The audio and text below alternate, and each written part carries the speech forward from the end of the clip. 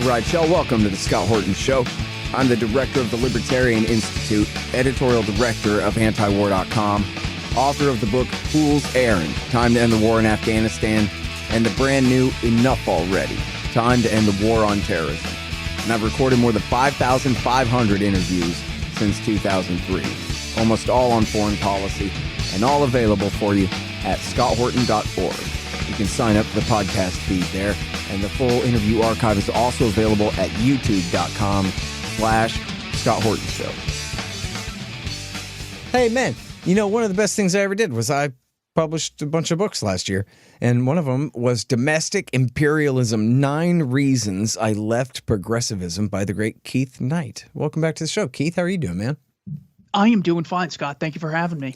Oh, yeah. Thank you for being the managing editor of the Libertarian Institute and for writing this great book. And it's got the evil Woodrow Wilson and the evil FDR and the evil LBJ and the evil Bernie Sanders and the evil AOC right there on the front. And it's all black and red and commie-looking font and everything. It's great. I love it. Domestic Imperialism. 9 Reasons I Left Progressivism. That's, I think, the most fantastic, wonderful, inspiring, intriguing, interesting title of a book I ever read. Domestic Imperialism. How could any leftist get past, never even mind the subtitle, right? Just any leftist look at the title and go, oh, you kind of got me there. You know what I mean? Like, what are you, how could you deny it?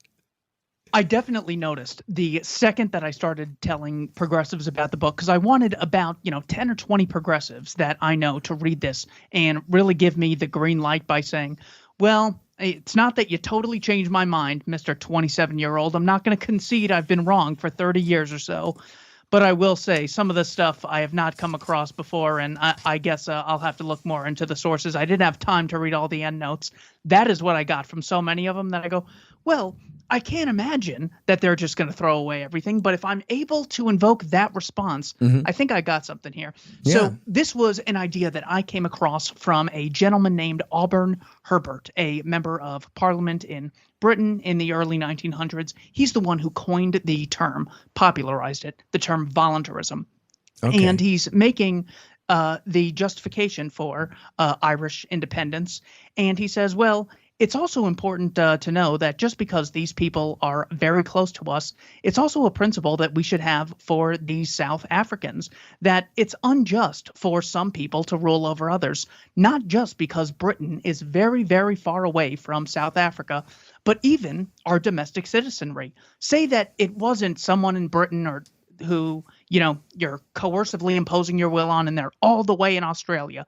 That seems very distant, seems very self-interested.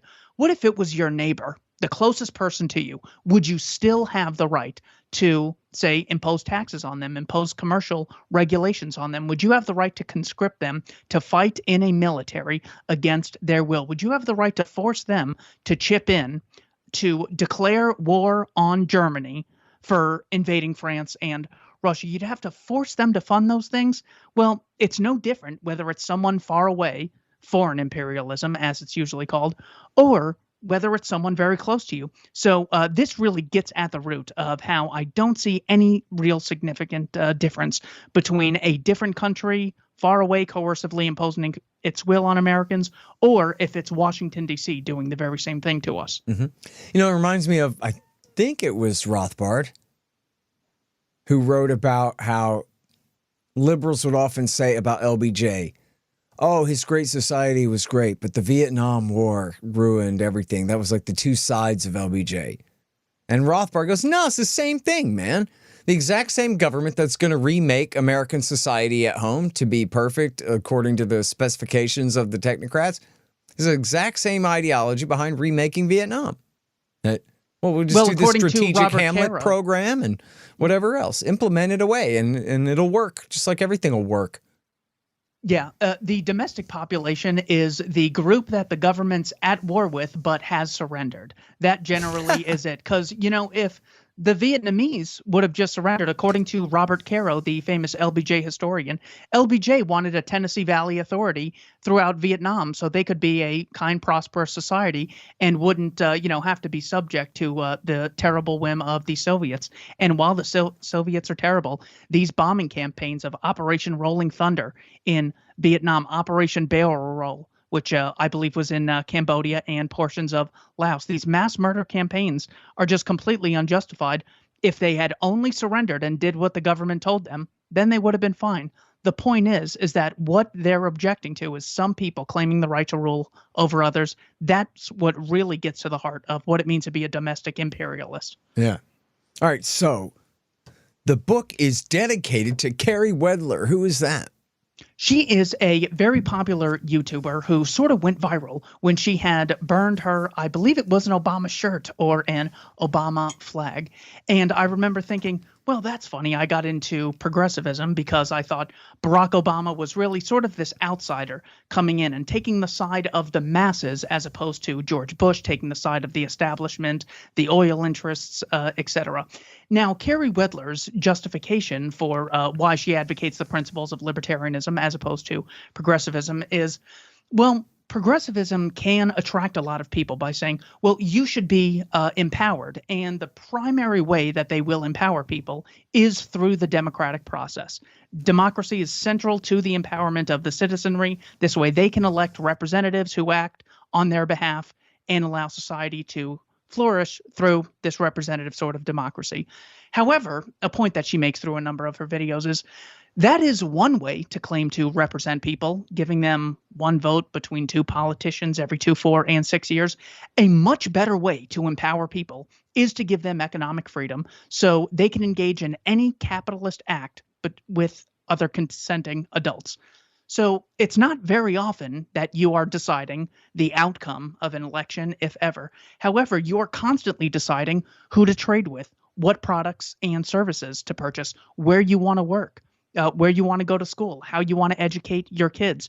And in every aspect of that, we have progressives pushing occupational licensing, pushing taxes, which allocate scarce resources away from businesses being allowed to reinvest and grow their business and give it to the state.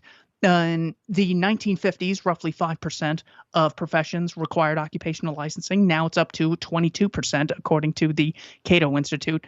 That means if you want to get your foot in the door and get some on-the-job experience, you cannot do so unless you get permission from another organization, or you could be put in jail and shot if you resist. That's how serious this is. This is not a recommendation. This is not a, well, we just want to make sure we have standards. We constantly have standards in the free market. We have things like Yelp. We have Amazon reviews. We have a number of organizations. Even when you just Google a company, you're able to see other people who've interacted with them. So this is how people actually build reputations and build standards in the marketplace. This is a much more empowering philosophy that gives people the ability to run their lives, much more so than there being a state who everything they give to you, they can take away, and they have very little incentive to protect you when it comes to, making sure you're safe, all the things they claim to do. They have very little incentive to do so, primarily because you don't have the legal means of opting out of funding them. All right. Now, the book title is not 9 Reasons You Shouldn't Be a Progressive. It's 9 Reasons I'm Not One Anymore, basically, right? You say 9 Reasons I left progressivism. So tell us about you and what sort of a progressive were you and what was it that really got through to you? Well, I was the sort of progressive who saw Barack Obama as the real turning point in America. History of slavery and Jim Crow, the real thing that would turn it around. And how old were you in 2008? I must have been 12 years old. I remember because I would go to Sedona every weekend and see my grandparents, and they would talk politics. And I thought, well, it's crystal clear. There's some people who want to give you stuff for free, and they want to be nice. And then there's other people who disagree with that. How could you possibly disagree with it? So when I came across people like Ron Paul, this would have been an interview in 2012 that he was giving before a presidential debate. They had asked him a question. Your philosophy is significantly different from the others on the stage. If there's one book you would want people to be introduced to get an idea of where you stand on the issues, what would it be? And he said Frederick Bastiat's The Law. Now, when I started reading Bastiat and The Law, because I was intrigued by someone like Ron Paul, I came across the idea of economic costs that did not relate to money. So obviously you can see that, the military isn't free, even when the government pays for it. They allocate money away from the voluntary sector and give it to Raytheon, Northrop Grumman, the soldiers, and the generals, or they print it, and in that case makes all dollars in the economy worth less than they otherwise would be because there's a higher supply of dollars in circulation. However, I did think that somehow you could make healthcare free or education free. I guess I had just never really put one and one together. I ended up coming across a story. This is one of them. I cited on page 27.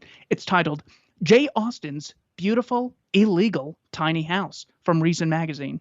It says, at a cost that ranges from $10,000 to $50,000, tiny homes like the Matchbox could help to ease the shortage of affordable housing in the capital city.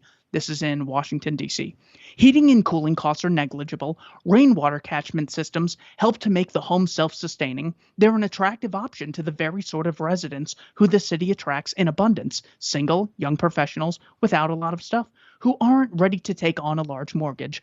But tiny homes come with one enormous catch. They're illegal, in violation of several codes in Washington, D.C.'s zoning ordinance. Among the many requirements of the 34 chapters and 600 pages of the code are mandates defining minimum lot size, room size, alley widths, and accessory dwelling units that prevent tiny houses from being anything more than a part-time residence. So this is where the rubber meets the road. You have something that I think is not great. I think you should have a bigger house. I think you should have more opportunities, whatever. You can agree to disagree.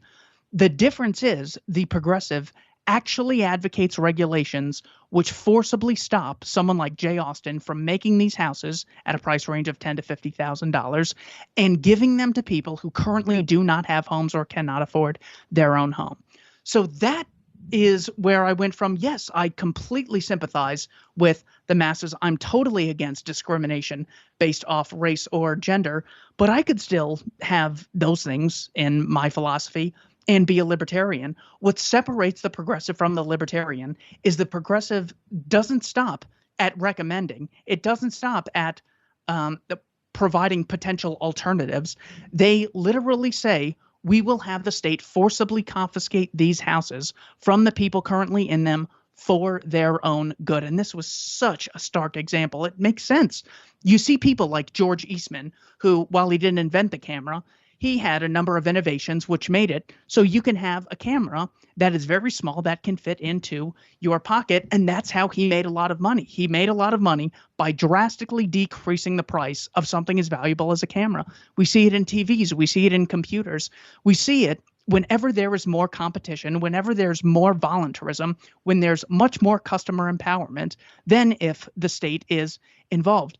So it was really this moral economic cycle which I got. And there's not just the economic incentive for producers to produce for the masses in the free market. It's also the only moral system because it actually respects people as ends in and of themselves. So you might say these houses were too tiny. People should only have big houses. The question is, what are you willing to do? Provide alternatives? Nothing wrong with that. Give them advice on how to get more skills so they can have more income and buy a bigger house? That's also fine. The progressive actually claims to own your body and all potential houses in the area of America and will forcibly stop you from doing something that you think makes your life better off because they know better than you. That's why I joined progressivism. That's an example of why I left. All right, very interesting. Now, chapter 1 is called Arbitrary Divides. Well, that's very interesting. What do you mean about that? So there are a lot of divisions that we face in general.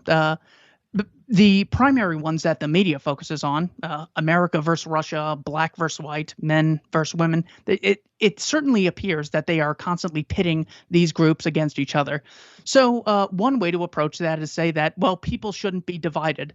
But there are rapists, kidnappers, thieves, assaulters, jerks, liars, people advocating for terrible things. We should have some divides. So my claim here is that the progressive divides are all arbitrary or based on either accidents of birth or characteristics that shouldn't necessarily divide people, who you really could live commonly with. So the example that I use in the book is I cite the words of Barack Obama. This is after the Pulse nightclub murder of June 12th, 2016. Omar Mateen at the Pulse nightclub murdered 49 people, wounded 53, held the survivors hostage, and was on the phone with 911 in an attempt to amplify his motives. So Barack Obama, our president, sitting president, came out to inform the public as to what happened. And Barack Obama said, this was an attack on the LGBT community. Americans were targeted because we're a country that has learned to welcome everyone, no matter who you are or who you love. And hatred toward people because of sexual orientation, regardless of where it comes from, is a betrayal of what's best in us. Now, I really do think that it is horrible to hate someone for a sexual preference, anything among adults, whether you agree or disagree. To hate them to the point of using violence against them, I think is really terrible. So that was the divide that the sitting president thought was really important for people to understand. The lesson of this massacre is we should not treat homosexuals poorly. And I totally agree. However, there's a way you can falsify this statement, because you might say, well, the attack took place in Florida. Maybe the guy hated Florida. Maybe he hated young people because it was a nightclub. He was targeting the young. With terrorism, because the goal is to amplify a message or have a shortcut to fame, so to speak, you can actually look at the words they say to know what they are up against. Here is what Omar Mateen said in his call. What I'm using here are the transcripts from the 911 operator, which were provided by Glenn Greenwald. Omar Mateen says, you have to tell America to stop bombing Syria and Iraq. They are killing a lot of innocent people. What am I to do here when my people are getting killed over there? You get what I'm saying? You need to stop the U.S. airstrikes. They need to stop the U.S. airstrikes, okay? They need to stop the U.S. airstrikes. They are killing too many children. They are killing too many women. I feel the pain of people getting killed in Syria and Iraq. They need to stop bombing Syria and Iraq. The U.S. is collaborating with Russia, and they are killing innocent women and children, okay? He goes on like that. This call, I believe, was 23 minutes or something. So here was the divide that was given to us. There are straight people, and a lot of them really hate gay people. The actual divide was there are peaceful people and there are murderers. And the murderers are Omar Mateen and the United States government in Syria and Iraq. I cite the Council on Foreign Relations. That year, 2016, more than 24,000 bombs were dropped on Syria and Iraq. Yep. So this is what we're up against when it comes to arbitrary divides. There are absolutely things we should be divided on. But when it comes to black versus white, man versus woman, heterosexual versus homosexual, those are completely fake and unprincipled. So the divide that I think people should have instead is one that relates to dealing with supporting honest people as opposed to dishonest people, people who engage in voluntary trade as opposed to people who commit fraud, and people who use persuasion to achieve their ends in life as opposed to people who use violence or threats thereof.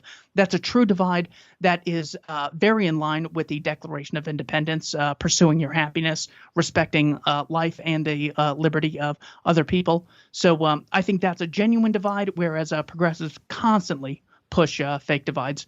So do Republicans and conservatives, but this was my tale of how I left progressivism. Right.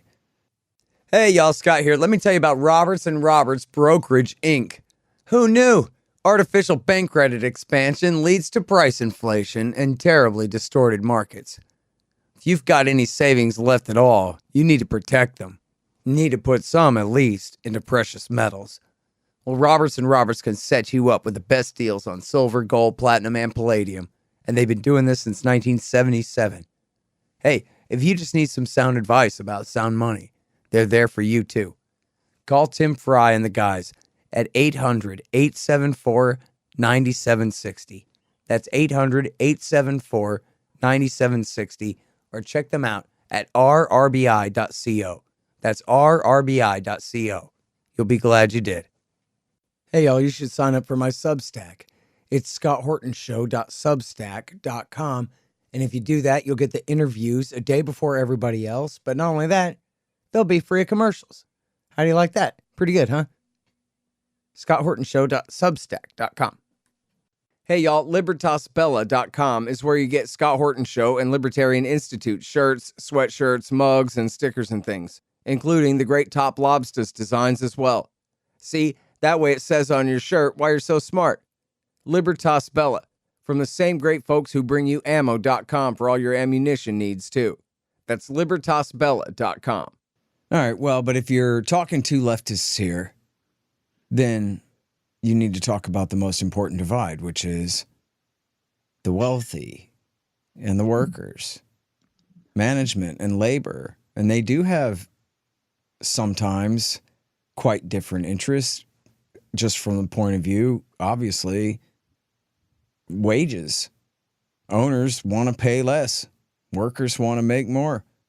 And owners tend to be fewer, but wealthier and more organized with PR people and lawyers and lobbyists to make things their way. And I think I'm a libertarian. I'm a bit divided in my thinkings and opinions on this, but I think it's just true what Bernie Sanders and Pat Buchanan would both agree, that big business, and I think this is going on right in front of our eyes right now. People don't understand what's going on. I think this is the key to what's going on. Big business likes massive illegal immigration because it causes downward pressure on wages. And as you and I know, the government and the banks expanding the money supply and the supply of credit in the system is what causes price inflation. And it's especially hourly workers and their cost of living increase is really the last thing. You know, they're the last people that get a cost of living increase. They're the lowest people on the chain and the last people to be able to try to make up for the losses of price inflation. And then what happens? They take the rap. And if you listen especially to the business press, but this filters down even to like not just CNBC, but regular NBC, it's those damn wage earners and their upward pressure on wages that's causing all this inflation, Keith. And so then how do they screw them? The last people, the lowest people on the ladder and the last people to get a cost of living increase? Well, we'll import a bunch of immigrants from the global south to essentially frighten them. And they say this in the Wall Street Journal, right? To keep people afraid so that they don't want to ask their boss for a raise because they'll be afraid that they'll make him mad and get fired. Instead of knowing that it's time for a raise and he has no choice but to give me one now, which is where the employee wants to be. So that's a pretty massive divide, and according to the leftists, an unconquerable one until you nationalize everything and put it all in the hands of the people. Well, that's going all the way to the left. But anyway, anyone on the left would say, we got a real problem here, and democracy or somebody's got to solve it for us. So what do you say to all that? When it comes to business, big business elites are self-interested. We definitely have to recognize that that is true. The problem with this is it does apply universally. Employees are also self-interested. Consumers, when they come into your shop, they are self-interested as well. So recognizing that self-interest is not just something that happens under capitalism since Adam Smith and only applies to the elites. Once you recognize that it applies universally, you say, well, under which system would we rather have self-interested people operate? One where they can't get a penny out of your pocket or a second of your time unless you voluntarily give it to them, or one in which the average person is compelled to fund you whether or not they find value in your product or service. So the progressive way to look at this, to attempt to rectify this inequality, is to create one organization that has a monopoly on things like taxation and regulation and the right to declare war that if these self-interested people are out there, the state is the first institution they're going to go to. And even good people can get corrupted by this, by occupying a position like this. So the greatest protection against the exploitation of employees is having a higher amount of potential employers. The way that we can actually verify this is we would assume that more or less something like 80, 90, maybe even 100% of workers would be earning the minimum wage if the progressive worldview were correct, that big business just pays the lowest amount they legally have to. And the only way the only way that can change is if the state comes in and increases the wage. If not, you're just saying that there's nothing you can do. Well, it turns out a very small percentage of employees currently who are working full time actually earn the minimum wage. This is the result of there being multiple employers, one, so employees have multiple options, and them leaving the firm is the incentive for the employer to pay the employee what they're actually worth. The second thing, which raises wages, is the amount of capital investment. So by having access to a computer, the employee is much more productive than they otherwise would be. I learned this on the job when I worked at Walmart, and our entire computer system went down for one day, and we did roughly 10% we were able to fill 10% of the orders we usually did. So we were 10% as productive as we were with access to all that capital investment. Had to have cost tens of millions of dollars to get this set up. It was the online grocery pickup department at Walmart. So if we care about employees, the question is, which system or set of rules should we embrace, which gives the employees more choices and allows them to build skills which develop a higher wage? And I think the clear answer is a system which allows them to voluntarily associate and disassociate with employers, and one that doesn't have so many crippling taxes and regulations. There are more employers to choose from. The thing I read earlier about the housing shortage as a causal result of government regulation, the same thing happens with business regulation. The more hurdles you have to starting a business, the fewer businesses there are. In fact, that's why people like H. Lee Scott and Doug McMullen, the two former CEOs of Walmart, have come out in favor of increasing the federal minimum wage.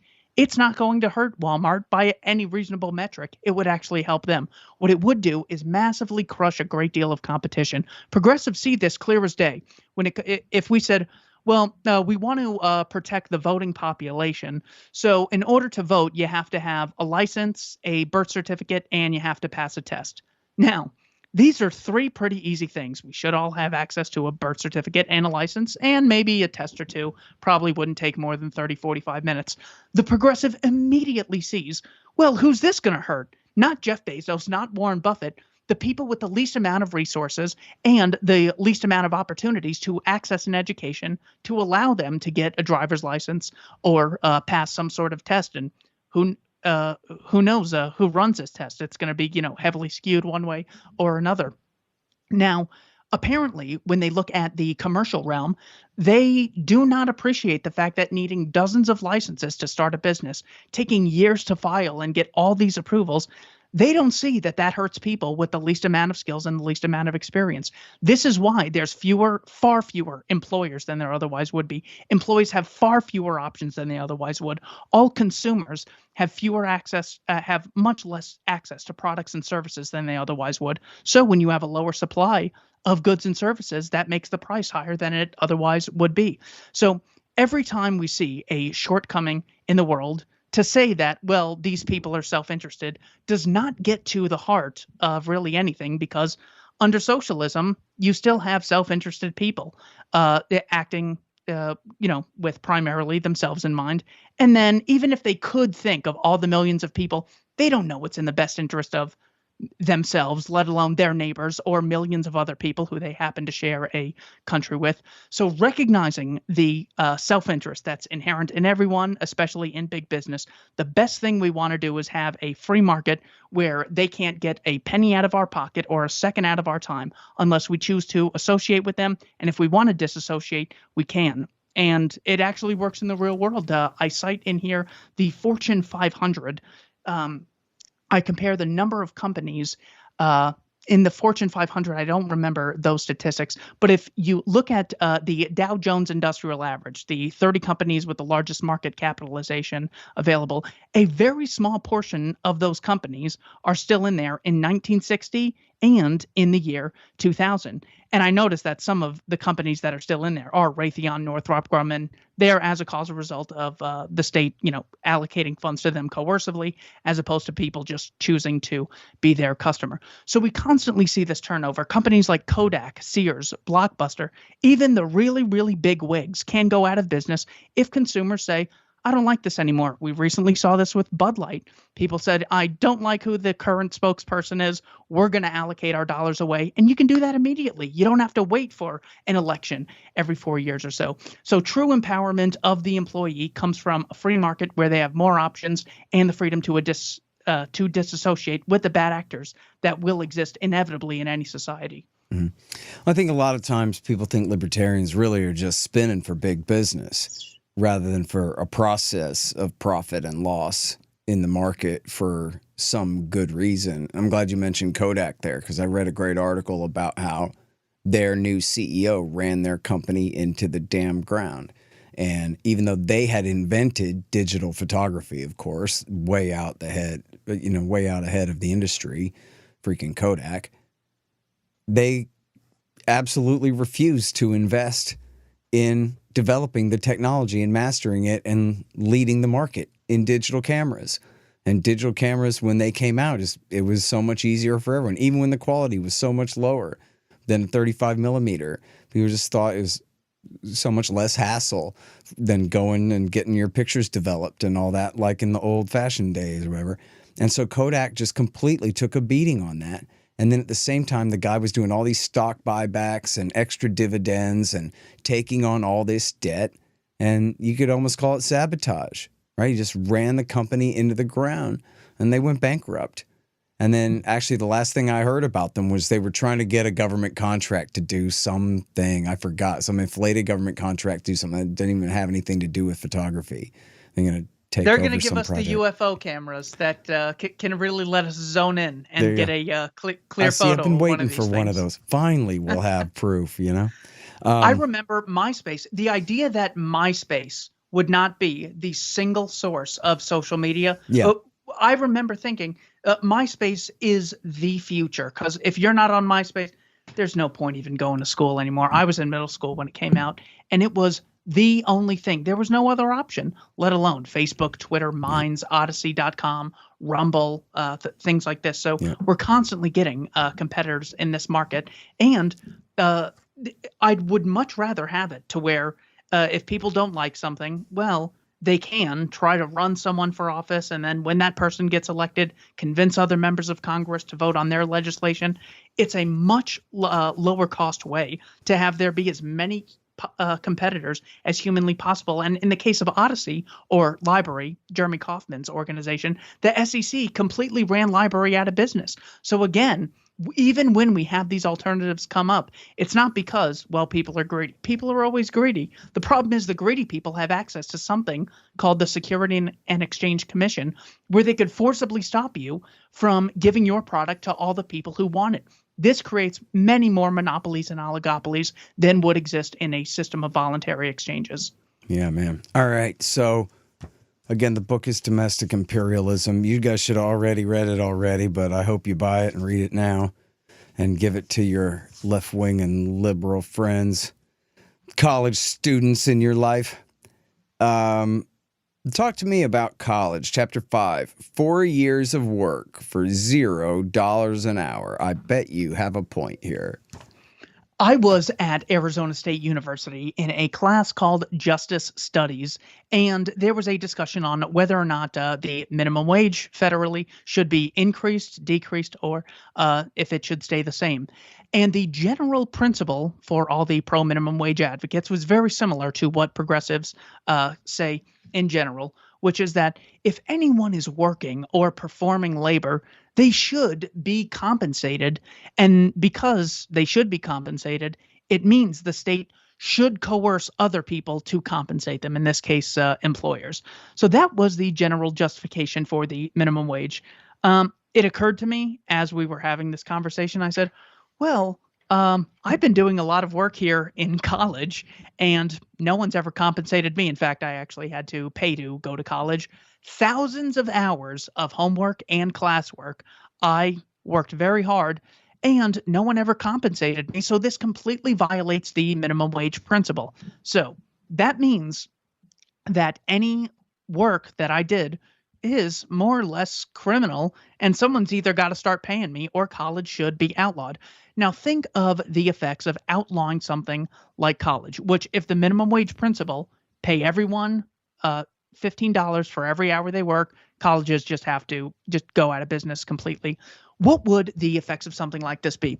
Well, that would mean that a lot of people who wanted access to the knowledge that they get at colleges would not have access to that knowledge. They'd have to go into the workforce. And by going to college, you're increasing in some cases, especially in science, technology, engineering, and mathematics, you're going to college to increase your human capital skills so you can demand a higher wage at a later point in your life. So you're choosing to work for $0 an hour because maybe you just want to learn, maybe you just want to party, maybe you want to build skills so you can become wealthier in the future because you have skills that employers are demanding. Absolutely, people should have the right to do this. Now, the question I was pondering was whether or not there's a principal difference between working at college and not getting paid or working at McDonald's, at a law firm. I worked at a credit union for some time, was not compensated, but gained great on-the-job experience.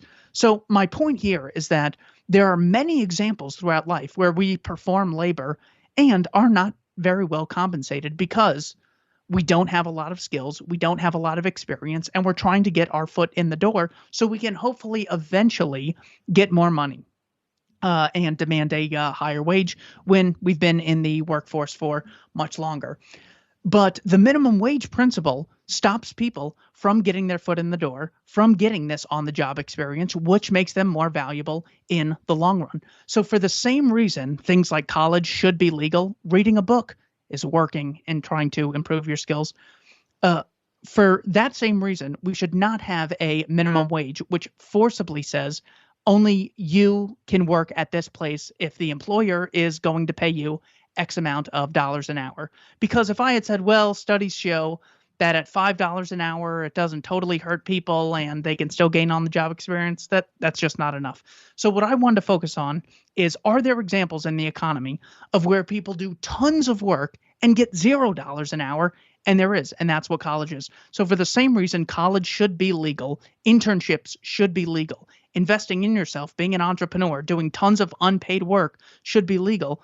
We should not have a minimum wage that stops the people with the least amount of skills and the least amount of experience from getting their foot in the door. Talk about another thing that creates wealth disparities. When only very wealthy people can afford to employ people, then you have those businesses who are the only ones who can afford to hire anyone. You don't have people in their younger years able to get a job when they don't have much experience, and they're probably still living with parents, so they don't need a ton of money at the time. So this minimum wage law that certainly creates oligopolies and stops people from becoming wealthier in the future. So one of the things that people like Paul Krugman and Thomas Piketty say is that, wages for this group have stagnated, and that's why we need to raise the minimum wage. Well, what they do is they look at demographics by income. So they'll say the bottom 20% in 1980 has not moved in the last 40 years. This is the equivalent of saying in 1980, the average college freshman at Arizona State was 18 years old. And in the year 2023, they're still 18 years old. So that means people aren't aging at this university. Well, the shortcoming is that, yes, the average freshman is 18, but those are not the same people. In other words, you have people going in and out of age groups, just as you have people going in and out of income brackets. Turns out there is a disparity between the average income of the average 18-year-old in America and the average 40-year-old and the average 60-year-old. This is because as you get older, you gain on-the-job skills. Minimum wages and regulations stop people from gaining on-the-job skills and making themselves a more valuable employee. Another method of progressives completely destroying the very people they're trying to help. Yeah. Hey guys, I've had a lot of great webmasters over the years, but the team at expanddesigns.com have by far been the most competent and reliable. Harley Abbott and his team have made great sites for the show and the Institute, and they keep them running well, suggesting and making improvements all along. Make a deal with expanddesigns.com for your new business or news site. They will take care of you. Use the promo code SCOTT and save $500. That's expanddesigns.com. Man, I wish I was in school so I could drop out and sign up for Tom Woods' Liberty Classroom instead. Tom has done such a great job on putting together a classical curriculum for everyone from junior high schoolers on up through the postgraduate level. And it's all very reasonably priced. Just make sure you click through from the link in the right margin at scotthorton.org. Tom Woods' Liberty Classroom. Real history, real economics, real education. Hey, y'all, I got a new coffee sponsor, Moondo's Artisan Coffee at moondosartisancoffee.com. When I wake up in the morning, I feel like my brain is all dried out. I need to pour a hot mug of rich, tasty coffee all over it to get it back working again, like 10W30 for the noggin. Though not necessary, it helps if the coffee tastes good. Well, Moondo's Artisan Coffee does taste good. They get the best beans from all around the world, and they don't burn them. Support the show and support your brain at moondosartisancoffee.com. Just click the link in the right margin at scotthorton.org. Well, and you have people a lot of times who are poor because they maybe are not that smart or they're not that capable, or they just have, health problems or, whatever kinds of things like that. And if they just cannot produce enough at a job to earn above that artificial limit, then that's essentially on a margin there. You're creating an entire group of people who can only be employed illegally, which means mostly they're going to commit crimes. They're going to be forced into black markets, selling drugs or prostitution or running numbers or some kind of thing. And then, of course, once you got a felony, now you're basically stuck in a black market of labor, too. That's another whole category. But Stephen Dunbar, the author of Freakonomics, wrote a great book titled When to Rob a Bank. And him and his colleague actually interviewed a number of drug dealers. And he said, so what is it that is the biggest threat to your business? And you're expecting, well, he'll say something like the police or something like that. And this drug dealer, according to Stephen Dunbar, very popular author, said this guy's response was, the problem is when these guys go and get jobs, it's hard to keep anyone in the gang anymore when all these guys are getting jobs. He uses some foul language. I should have the quote. That's a great one. But the point is this guy said the biggest threat to his drug business was people getting jobs because they're looking for stability. Right. Very few of them say, all right, here are all my options. What I want to do is gangbang. However, a lot of them are nudged into it, and when they don't have those easy options available, those easy foots in the door, they're much more likely to go to commit crimes. Yep. Well, and you see it, as Boots Riley says, the crime rise consistent with the poverty rate.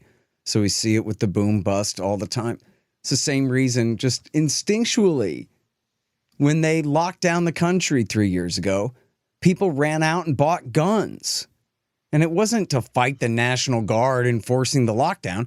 It was because they were imagining that in a certain number of weeks or months, there's going to be marauding gangs of poor people, desperate and hungry and looting things, which in fact is what happened. Although they didn't call it hunger, they called it anti-police rioting and all that. But, a friend of mine's mom is a psychiatrist, pointed out that all those Black Lives Matter rallies, I mean, the phrase we know comes from Eric Garner, the poor guy that was suffocated to death in Staten Island by a cop for selling loose cigarettes, said, I can't breathe, and that became a thing. But then here we are 3 months into the lockdown, and you got all these massive protests of these people who've been locked in their homes for 3 months, and they're all, even outside, they're wearing all these masks, and they're literally chanting, I can't breathe. I can't breathe under these masks and under their, recent absolute severe oppression. And we're talking about people who, by and large, are the lowest margin of, or, on the economic ladder, they call it, of economic success in the country, right? And so if the ghetto is actually doing pretty good during bubble times, but then you have the governors come and lock everything down and force a depression like that, force an end to economic activity like that. And who could possibly be surprised that the crime rate has gone up? And you know what? That's not like commie sociology claptrap either, because any criminal can be absolutely responsible for his own behavior and also be a character acting within circumstances created by powers much greater than himself, such as we're putting half the city out of business, which is what they did. I mean, it's millions of statistics. It's probably Robert Kennedy Jr.'s, greatest redeeming quality is when he lists the number of people who are forced out of business and out of their lives during the lockdown period, bankrupted, as all that money was transferred from working people to the already made it. Yeah, the lockdowns were absolutely devastating. I think it's hard to appreciate if you're not in the business realm. I would always ask people, because I had access to some of the numbers at Walmart. I said, "What do you think our markup is on the average item?" And they'd say, "Well, business, super greedy; Walmart, extra greedy, something like 300%." And they were shocked when I said it's actually about 2%. That's why the other Walmart across the street actually went out of business, and we had to relocate to a neighborhood, which was a neighborhood market, which is a much smaller version. So one is that people just don't have an understanding. So they assume, well, we could lock down and you could not have an income for heaven knows how long, until Fauci comes out and changes his mind for the 5th time and says, well, now I guess it's okay, depending on, what type of business you have. Or if you're sitting down, you can wear a mask. But if you're getting up and walking, well, then you have to put it on. Just these absolutely bizarre things. So the question is, should people be safe and, make sure they're not getting sick? Absolutely. But the progressive question that is important is, who should decide? If we absolutely both want safety and the well-being for the masses. So the question is, who gets to decide? Is it a group of people in Washington, D.C. who don't even know, who know nothing about me, who couldn't care less if they tried? Or should people be able to decide for themselves individually? I know people who decided to stay home for a very significant amount of time and take shots and take hydroxychloroquine and whatever, because they thought that was best for them. And they went by what their doctors told them. That's totally reasonable. But the assumption is, if we have a goal, high wages, the question is not, should they exist? Of course they should. The question is, who should decide? And in the libertarian worldview, the deciders should be the people themselves, based on a process of social cooperation. Now, this is much different than everyone doing everything by themselves. If you look at this conversation we're having right now, we could say in one way, well, we're just doing this by ourselves. The reality is, I have CenturyLink Internet giving me this access to Skype. We have Skype, another company. We have Macintosh, who made this computer. We have the MV7 Short company. We have millions of people cooperating in order to make this conversation happen. That is the result of social cooperation. So there's nothing in libertarianism that's every man for himself, everyone is Robinson Crusoe. So once we embrace this concept of the market is social cooperation, then we can say, well, everyone's always interacting. The question is, should decisions be made by people on a voluntary basis, or should some people within that group have the right to coerce others, a political concept, which is what the state necessarily has a monopoly on? So whether there's dangers out there like COVID or Vladimir Putin or low wages, in all these cases, the threats may be real, they may be fabricated, they may be exaggerated. The ultimate question comes down to, who ends up getting to decide? The imperialist says the state has the knowledge and the incentive to decide on your behalf as a surrogate decision maker without your consent. The libertarian says people have a right to life, liberty, and to pursue their happiness. Any of their ends they'd like to achieve peacefully, they have a right to. A much more empowering message than progressivism. That's what I'm saying too. Listen, you guys are going to love this book so much, and we just barely scratched the surface. We could keep going, but I don't want to ruin it for you, spoil the thing. I just love this cover. I love the cover as much as I love the rest of the book, and I really love the rest of the book. But this cover is just beautiful. I love having this in my background, behind me. I have all my books that the Institute has published by me and everybody else on my bookshelf behind me. So for whenever people are interviewing me, and this is such a great prop. I don't know if they can read the title. It's a little small, but maybe I need to redo my studio so I'm closer to my bookshelf. Everybody can see it. But I just love it. I just think it's great. And I love the evil demon darkness around FDR's eyes. The great dictator, Franklin Roosevelt. And anyway, it's just great. I'm so proud of you. I think this is great. And I'm proud of the Institute. I mean, look at how badass we are that we keep publishing Keith Knight books. This is the second one, and I don't know what the third one will be, but I'm certain that there will be. And yeah, thank you for making me and my institute look good, Keith. You're doing great, man. Absolutely. I appreciate you having me on. People can purchase the book. If you go to libertarianinstitute.org, you'll see the book section right at the top. You can find the book there. Money is tight for some people, and a lot of times I want to make sure people have access to this information for free, so they can get a free PDF at the Libertarian Institute right when you're looking at the book section. Domestic Imperialism, 9 Reasons I Left Progressivism. You can also purchase it on Amazon or Barnes & Noble. Man, that's pretty cool of you that you give the PDF away free like that. Yeah, I had heard progressives for so long say, we believe in free education. And by that, we mean we're going to confiscate your money through property taxes and threaten you to chip in for the education. Okay, well, on what planet is that free? You have to pay for it. And do the teachers not get paid? Are they all volunteers? Yeah. And I said, why don't I lead by example and show the progressives what providing a real free education looks like? So people can check this out. I want, look, Theodore Herzl's book is out there for free on PDF. Karl Marx's book is out there for free on PDF. I got to be on their level competing with them. So that's why the PDF of both of the books is free. Hell yeah, you're great. I know you already know this, but everybody, I got a donation in the mailbox the other day for the Institute, and the guy had this whole thing going on and on about how great Keith is and what a great Institute I got because of the likes of Keith Knight. And I got to say, I agree. So hell yeah, good for you. And congratulations on your second book. Of course, the first is The Voluntarist Reader, which... The Voluntarist Handbook. Look, it's behind me. I can't see it from here. The Voluntarist Handbook, some guy, Malice something or other, wrote a book full of all anarcho-communists, or published a book full of all anarcho-communists that nobody wants to read, a bunch of Proud Han and whatever crap. Who cares about that?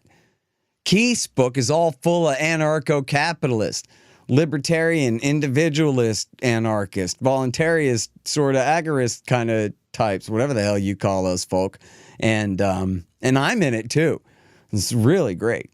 Of course, individualism versus war. Yeah. Excellent foreign policy analysis there. And, I was mad that you picked my article that includes writing about Chris Hedges, but then I decided that I like him again.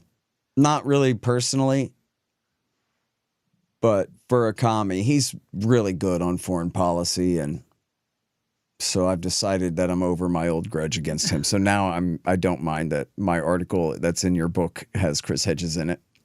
Yeah, that is what I see as probably our best way forward as such a minority movement, where we have to find things where we agree with people on and try to extract that principle as to why. So, for example, I had Cenk Uygur on my show. He is the host of the Young Turks, and he's declared that he's running for president. So I asked him, all right, we both oppose the drug war, correct? He goes, absolutely. And from there, him and I spoke about what our reasons were for supporting it. So with almost anyone, you're dealing with a well-intended person. All right, Lindsey Graham, not well-intended, I'll concede it. The average person, when you're talking to them, is very well-intended and is attempting to make the world a better place and join a tribe, more or less, through the political process, which they see as improving the world. So if we say, well, aren't you such an idiot for believing A, B, and C? I think it's much better if we say, where do we agree, and what is your reasoning for such a thing. So when it's mentioned to me by a number of progressives, well, we disagree with the drug war because it disproportionately affects certain demographics. Said, well, shouldn't we instead increase government spending on the drug war to make sure that the genders and the races and the ages are arrested at a proportional rate? And they almost never say, well, yeah, then I'd support it. So it's always much deeper. These are much more shallow justifications for state aggression. Once you really get down to the nitty gritty, it's, do you have a right to cage someone for engaging in an action which is not necessarily a threat to the life or well-being of another human being?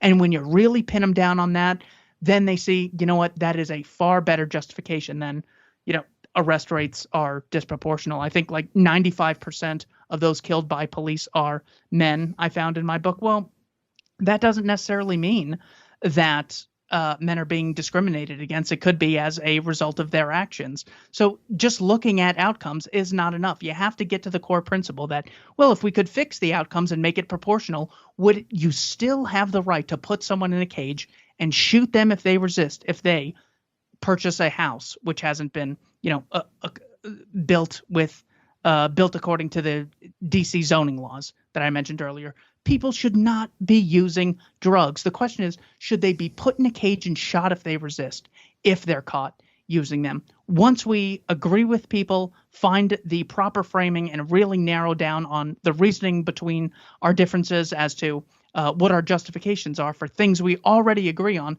I think that is really the only way we as a minority movement are going to move forward. So I'm glad you came around a little on Chris Hedges. Yeah. Well, and look, I agree with you in theory, but I got a chip on my shoulder, so I bring a lot of negativity to our whole business. So you help balance me out a little bit here with all your optimism and positivity, Keith. So I appreciate that too. But listen, everybody, run out and get this great book, Domestic Imperialism, 9 Reasons I Left Progressivism, as the man says. You can find it right there at libertarianinstitute.org/books. Thanks, Keith. Thank you, Scott. The Scott Horton Show, Anti-War Radio, can be heard on KPFK 90.7 FM in LA, APSradio.com, antiwar.com, scotthorton.org, and libertarianinstitute.org.